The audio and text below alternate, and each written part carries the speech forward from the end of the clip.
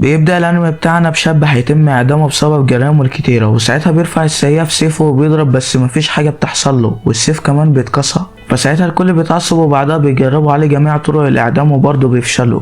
وبعدها بنشوفهم عايزين يعدموه ليه، بنعرف ان هو كان شغال قاتل مع اشهر القتلة في بلدهم، وكان بيقتل الناس من غير اي رحمة. وساعتها الرئيس بيجوزه بنته عشان هو هيعرف يحميها، وكان بيحبها جدا وكان عايش معاها بسعادة، وكان بيرجع كل يوم البيت وهو متغطي بدم الجثث اللي قتلها. ومراته بتكون زعلانة عليه وعلى حاله، وبيكون هو حاسس بيها وبياخد قرار ان هو هيعيش حياة طبيعية وهيبطل كل اللي هو بيعمله. وفعلا بيروح لرئيسه وبيقول له خلاص انا مش عايز اكون قاتل تاني. فبتضايق منه رئيسه وبيسلمه للحكومة وبيشيله كل الجرائم. وبعدها بنشوفه بتكون في بنت قاعدة قدامه بتستجوبه وبتسأله عن عيلته، فبيقول لها الرئيس بتاعي هو اللي قتلهم وانا صغير وما عمليش حاجة وخدني معاه ورباني، وهو كمان اللي سلمني للحكومة، بس بعد كل ده انا مش عايز اقتله او اعمل له اي حاجة. فبتقول له ازاي ده انت قتلت اكتر من 20 جندي لما اتقبض عليك، فمعنى كده ان في حاجة انت عايز تعيش عشانها، وكل مرة بيحاولوا يعدموك فيها بتقاوم. فيا ترى ايه الحاجة اللي انت عايش عشانها دي؟ وبنعرف ان اسمه هو جابيمارو، وساعتها بيفتكر مراته وان هو عايز يشوفها ويرجع يعيش معاها في سلام. فبتسكت البنت واللي بتكون شكلها عرفت كل حاجة، وبعدها بياخدوه الجنود وبيقولوا له ان دي اخر مرة هيتم اعدامه فيها لان هو هيموت المرة دي.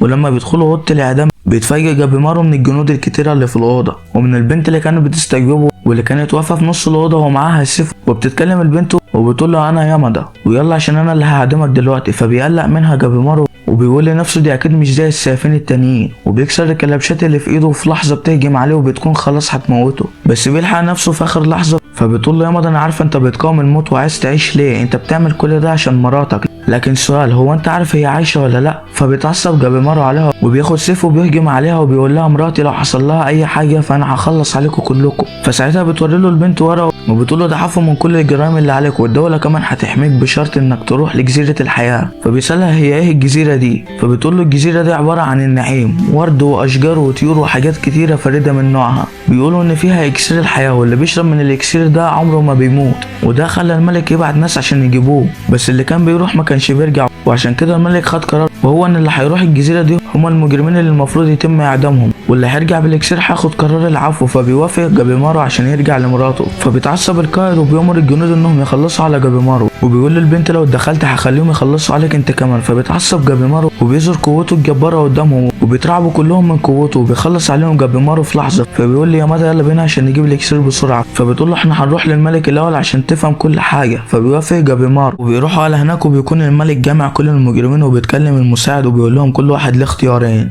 اول اختيار ان هو يروح الجزيره، وتاني اختيار ان هو يتم اعدامه، واللي هيروح الجزيره ويجيب الاكسير هياخد اعفاء من كل جرائمه. فبيكون في مجرمين رافضين انهم يروحوا الجزيره وبيقوم واحد من المجرمين عشان يمشي، بس واحد من السيافين بيقطع راسه وبيقول لهم ان ده اللي هيحصل في اللي مش هيروح الجزيره. فبيخافوا كلهم وبيوافقوا انهم يروحوا الجزيره. فبيقول لهم المساعد انتوا عددكم كبير على السفن الموجوده ولازم نقلل عددكم. فساعتها المجرم ده بيخلص على مجرم تاني جنبه بعد ما سمع كلام المساعد واللي ما اتكلمش بعد اللي حصل، فبيفهم انهم لازم يخلصوا على بعض.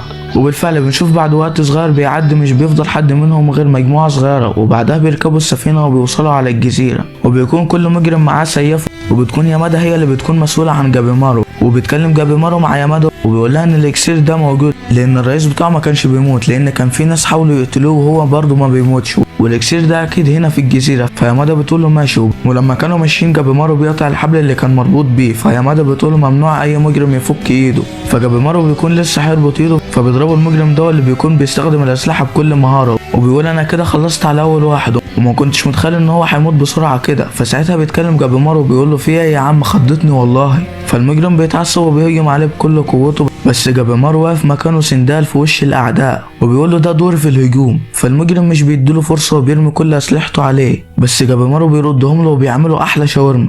وبنشوف يامادا بعدها واقفه وفي لحظه بنلاقي جابيمارو بيهجم عليها وهي بتصد ضربته وبتقول له انت بتعمل ايه؟ فبيقول لها انت هتكوني عائق بالنسبه ليا والمجرمين هيلاقوا الاكسير لو انت مشيتي معايا وانا مش هسمح بكده. وبيهجم عليها تاني وكان هيموتها بس في حاجه منعته، ويامادا كمان بتحاول توقفه بس ما بتكونش عارفه تعمل حاجه. وساعتها جابيمارو بيكسر سيفها وبيجهز عشان يموتها بس في حاجه منعاه، وبتخيل مراته مسكاه وبتقوله ما تموتش حد تاني، وبيكون جابيمارو بيعيط وبيكون في صراع نفسي وبيقول ازاي بعد كل الناس اللي موتهم مش عارفه اموتك. فيامادا بتحس بقدر المعاناه اللي هو حاسس بيها وبتقوله انت انسان طيب، والدليل على كده هو انك حاسس بالذنب من اللي انت عملته، وانا حاسه بيك ومسامحاك وهساعدك عشان ترجع لمراتك. وبعدها بنشوف واحد من المجرمين واللي بيحس ان في حشره قرصته فبيقطع ايده مكان قرصه الحشره، فالسياف اللي معاه بيصدمه وبيقول له انت عملت كده ليه؟ فبيقول له دي مش حشره عاديه، وبيوري له ايده وبنشوف انها اتحولت لورد. وبعدها بنروح لجابيمارو واللي بيكون فيه كائن غريب براس سمكه واقف قدامه، فبيهجم عليهم الوحش وبيتفادوا الضربه. وبعدها جابيمارو بيهجم عليه وبيضربه، بس الوحش مش بيتاثر وبيمسكه وبيهبده في الارض. وجابيمارو بيفكر يهرب بس بيلاقي وحوش كتير بتحوطهم من كل مكان، وبيقول كده انا لازم اخلص عليكم، وبيجمع كل قوته وبيهجم عليهم بقوته الناريه المتفجره. وبالفعل بيخلص عليهم وبيكون في واحد هيخلص عليهم، بس بيجي واحد من السيافين وبيخلص عليه،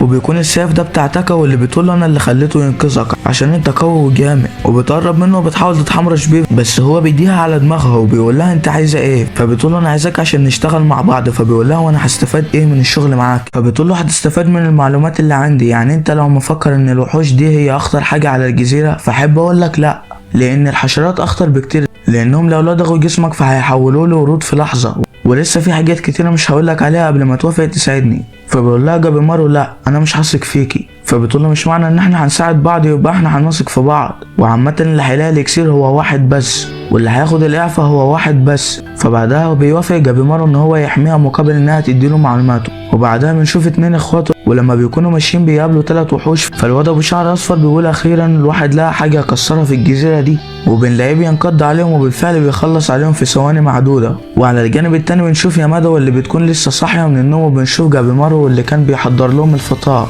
فبتقول له يامادا بتعرف تطبخ ولا هنموت كلنا؟ فبيقول لهم انا متعود اطبخ لنفس الاكلات النباتيه، وكنت بستكشف الجزيره من شويه وانا بجمع مكونات الاكل ده وشفت نباتات على شكل بني ادمين، واعتقد كده ان كل النباتات دي مصنوعه من جثث البني ادمين اللي كانوا على الجزيره. وفي حاجه كمان وهي ان كل الوحوش اللي قتلناها كانت من غير اعضاء، ودي حاجه مش طبيعيه. وساعتها بيقول لهم جابيمارو انا كده بقيت متاكد ان الاكسير فعلا موجود على الجزيره دي.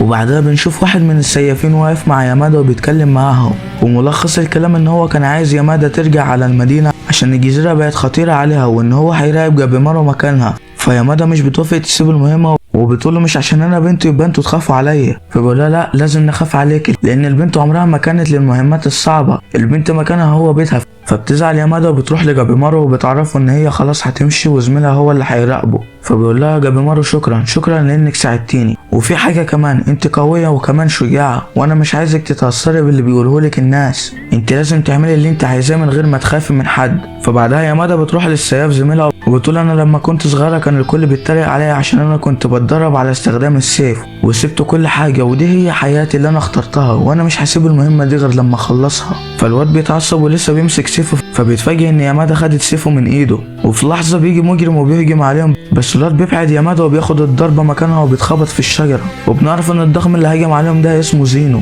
وده هو اخطر المجرمين على الجزيره، بس انت ممكن تشوفه ضخم وخطير بس هو عقله عقل طفل، ولما كان صغير كل اهل قريته عشان كان جعان، والمشكله ان هو جعان دلوقتي ومحدش عارف يقف قصاده. وساعتها يامادا راحت تطمن على زميلها، ولكن زينو كان رايح لهم عشان يخلص عليهم. وبكده بيكون انتهى الجزء الاول من حكايه جابيمارو. يا ترى ايه اللي هيحصل في يامادا وزميلها؟ كل ده هنعرفه في الجزء الثاني، ويلا سلام.